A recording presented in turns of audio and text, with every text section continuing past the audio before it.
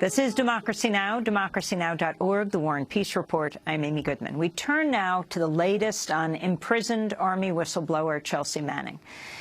Chelsea Manning's scheduled to go before a closed-door disciplinary hearing today at Fort Leavenworth, Kansas, where she's serving a 35-year sentence for leaking U.S. government cables to WikiLeaks. Manning's lawyers say she could be sent back to indefinite solitary confinement after being accused of a number of infractions, including having an expired tube of toothpaste, an issue of Vanity Fair, in which transgender celebrity Caitlyn Jenner describes her new life living openly as a woman, a copy of the U.S. Senate report on torture, several LGBT books and magazines, and other so-called prohibited property in her cell.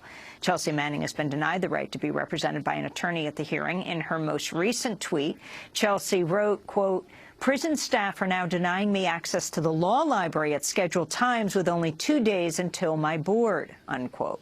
Supporters of Manning are planning to deliver a petition today to the Army Liaison Office on Capitol Hill, signed by more than 75,000 people, calling on the U.S. military to drop the new charges and demand her disciplinary hearing be open to the press and public. Well, we're joined right now in New York by one of Chelsea Manning's attorneys. Chase Strangio is a staff attorney at the American Civil Liberties Union. Last year, the ACLU filed a lawsuit on behalf of Manning to force the military to provide her medical treatment for her gender dysphoria and be provided hormone therapy and permission to follow female grooming standards. Welcome back to Democracy Now!, Chase. So explain what's happening. So first, I want to thank you for highlighting this issue, because it is only through public scrutiny that we're going to be able to ensure that the government doesn't continue to abuse Chelsea Manning and people like her who are sent into solitary confinement and who endure horrible conditions. So today, Chelsea will go before this disciplinary board in which she's not going to be represented by an attorney. She will face possible indefinite solitary confinement, as well as other possible punishments that would severely limit her ability to engage with the public, possibly losing these publications altogether and other materials that allow her to have the public voice that she has. So there's a lot of reason to be concerned about what's happening to her right now. Explain the Caitlyn Jenner Vanity Fair issue in her cell that they say she could face indefinite solitary confinement for.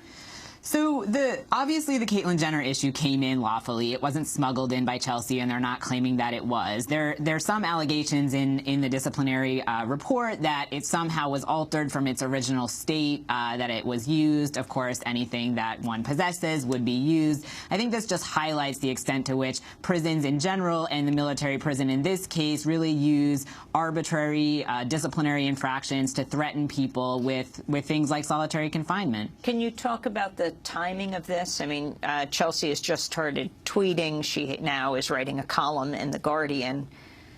Yeah, so I think a number of things are happening right now. After 5 years of confinement, Chelsea really is leveraging her voice, and she's become an important commentator on issues of government transparency, media access to prisoners, and, of course, transgender rights. And here we are, as her voice is being solidified in the public discourse, having the threat that she's going to have that voice shut down, whether through solitary confinement or other means to take away the materials that she uses to inform her political and her public voice. So explain this hearing today. So, unfortunately, so many aspects of this are unknown, and as her attorneys, we have not been given a lot of information about it, nor has Chelsea. It is a closed-door hearing. She's not entitled to have counsel. The charges against her include the misuse of medication for the expired toothpaste.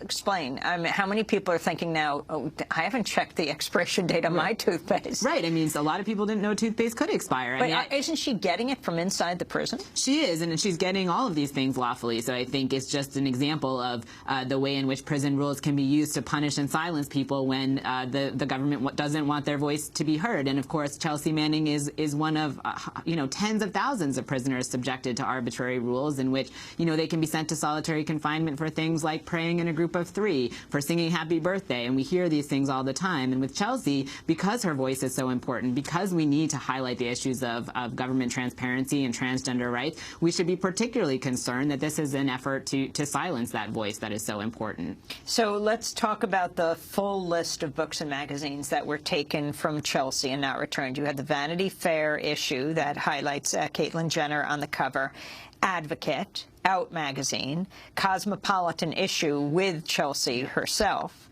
You've got Transgender Studies Quarterly, a novel about trans issues, A Safe Girl to Love.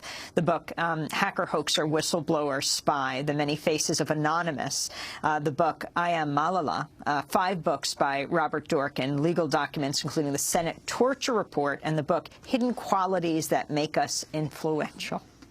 Yeah, so I mean, one thing to point out that isn't clear from the document list itself is that other materials were also taken, but they were returned and not deemed prohibited, even though they were in the same condition as those documents were. So I think it is particularly concerning that the Senate report on torture and all of these trans publications were the things that were deemed prohibited. Those are the things that she's been using to publish her tweets and publish her Guardian columns to inform her voice. What's the latest on your ACLU lawsuit?